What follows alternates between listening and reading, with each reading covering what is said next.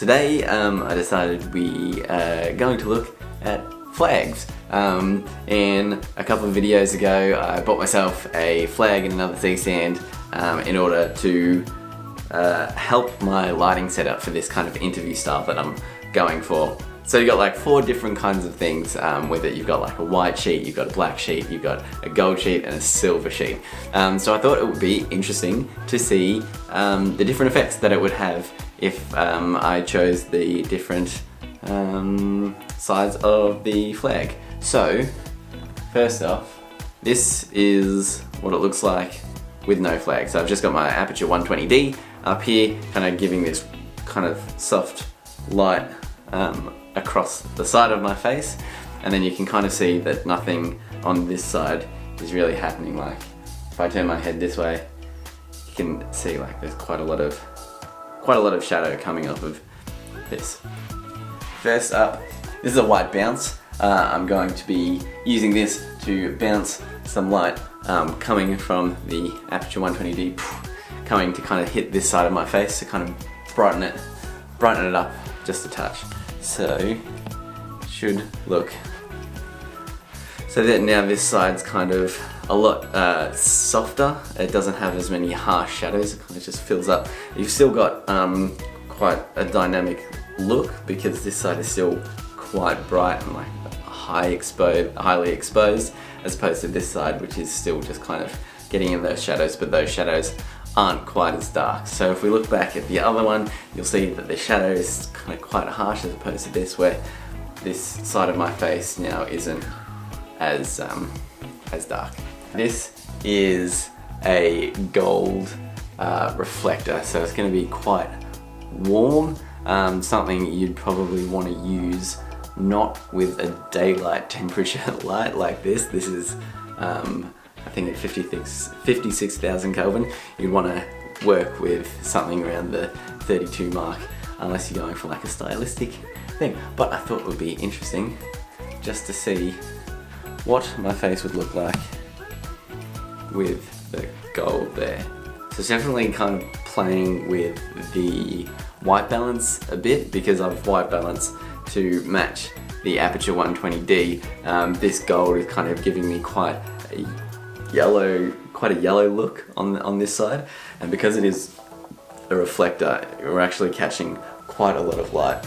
Not sure if I'd use it all the time, but it might be interesting for a certain stylistic thing. So we've done white, we've done gold, now we turn it inside out, and there's 2 more options. Alright, so the next one we have up is the silver reflector, so much like the gold reflector, only silver. This is probably better used with lights that are daylight balanced, so around like the 56 Kelvin kind of a look. But this is what my face looks so.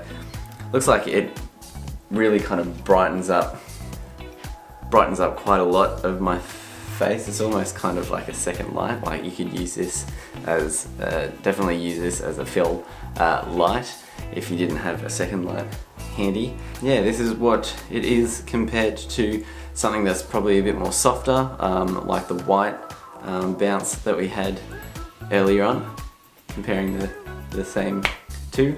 This is actually a negative fill, so the black tends to absorb the light instead of bouncing anything back. So you can see here, it's looks like this side is quite dark, and it kind of makes the whole image look a bit more moody, a bit more dramatic, a bit scary.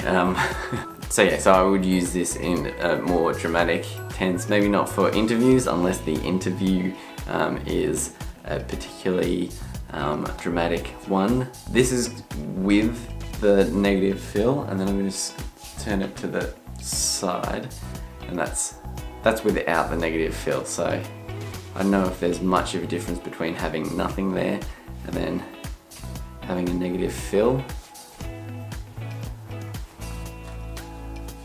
So personally, I think this one is my favorite setup. So this one, I've got the just the white bounce. It's not kind of overly dramatic. Kind of gets rid of a lot of the dark, harsh shadows that makes it dramatic, but it also keeps the face kind of more dimensional than if you had the silver reflector or like a second light. Which is kind of one of the benefits of having these, is that you don't have to have another light, which means you don't have to worry about batteries or plugging it in anywhere or anything like that. It's pretty versatile. You can do kind of quite a lot with the bounce, and it's a lot cheaper than having a light. Like if I had two Aperture 120Ds, I'd be a happy boy, but also I would be a broke boy, whereas this flag was quite a lot cheaper. Which one did you prefer best in this kind of situation? Did you prefer this one, my favourite one, which is the white bounce, or did you like silver, or the really dramatic one? I'm sure the really dramatic one looks kind of cool as well. So yeah, let me know, and I will see you in the next video. Okay, bye.